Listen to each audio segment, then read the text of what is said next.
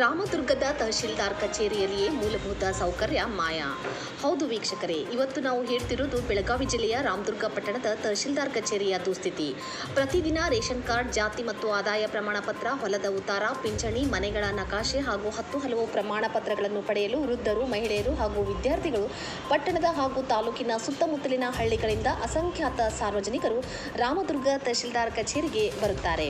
ತಹಶೀಲ್ದಾರ್ ಕಚೇರಿ ಆವರಣದಲ್ಲಿ ಬಂದರೆ ಸಾಕು ನೋಡಿ, ಮೊದಲಿಗೆ ಕಚೇರಿಯ ಪ್ರವೇಶ ದ್ವಾರದಲ್ಲಿಯೇ ರಸ್ತೆ ಗುಂಡಿ ಬಿದ್ದಿದೆ.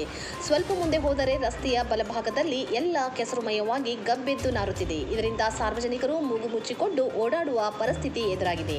ಇನ್ನು ಮಳೆ ಬಂದರೆ ಹೇಳುವುದೇ ಬೇಡ. ನೀರು ಹರಿದು ಹೋಗಲು ಸರಿಯಾದ ವ್ಯವಸ್ಥೆ ಇರದೆ ಮಳೆ ನೀರಿನ ಜೊತೆ ಚರಂಡಿ ನೀರೆಲ್ಲ ಕಚೇರಿ ಆವರಣದಲ್ಲಿ ನುಗ್ಗಿ ಕಚೇರಿ ಆವರಣವೆಲ್ಲ ಕೆರೆಯಂತಾಗಿ ಬಿಡುತ್ತದೆ ನೋಡಿ. ವಿವಿಧ ಸೇವೆಗಳಿಗಾಗಿ ಅರ್ಜಿ ಸಲ್ಲಿಸಲು ಕಚೇರಿಗೆ ಬರುವ ಮಹಿಳೆಯರಿಗೆ, ವೃದ್ಧರಿಗೆ ಶೌಚಾಲಯವಿಲ್ಲದೆ ಪರದಾಡುವಂತಾಗಿದೆ. ತಾಲೂಕಿನ ಆಡಳಿತ ಸೌಧದಲ್ಲೇ ಈ ರೀತಿ ಅವ್ಯವಸ್ಥೆಗಳು ಇರುವುದು ನಾಚಿಕೆಗೇಡಿನ ಸಂಗತಿ. ಈಗಲಾದರೂ ಲೋಕೋಪಯೋಗಿ ಇಲಾಖೆಯ ಅಧಿಕಾರಿಗಳು ಹಾಗೂ ತಹಶೀಲ್ದಾರರು ಎಚ್ಚೆತ್ತುಕೊಂಡು ಈ ಎಲ್ಲ ಅವ್ಯವಸ್ಥೆಗಳನ್ನು ಕೂಡಲೇ ಸರಿಪಡಿಸುವ ಮೂಲಕ ಶಾಶ್ವತ ಪರಿಹಾರ ಒದಗಿಸಬೇಕೆಂದು ಸಾರ್ವಜನಿಕರು ತೀವ್ರ ಆಕ್ರೋಶ ವ್ಯಕ್ತಪಡಿಸುತ್ತಿದ್ದಾರೆ. ನಾಗರಿಕರ ಸುರಕ್ಷತೆ ಮತ್ತು ಸೌಲಭ್ಯಗಳನ್ನು ಖಾತ್ರಿಪಡಿಸುವುದು ಸರ್ಕಾರ ಹಾಗೂ ಸ್ಥಳೀಯ ಸಂಸ್ಥೆಗಳ ಆದ್ಯ ಕರ್ತವ್ಯವಾಗಿದೆ. ಅಧಿಕಾರಿಗಳು ಇನ್ನಾದರೂ ಎಚ್ಚೆತ್ತುಕೊಂಡು ಸಾರ್ವಜನಿಕರ ಸಮಸ್ಯೆಗಳಿಗೆ ಶಾಶ್ವತ ಪರಿಹಾರ ಕಲ್ಪಿಸಿಕೊಡುತ್ತಾರಾ ಎಂಬುದನ್ನು ಕಾದು ನೋಡಬೇಕಾಗಿದೆ. Bureau report, Indian TV news. ವರದಿ ಅಫ್ತಾಬ್ ಸರ್ಬುಲ್ಲಾ, ರಾಮದುರ್ಗ.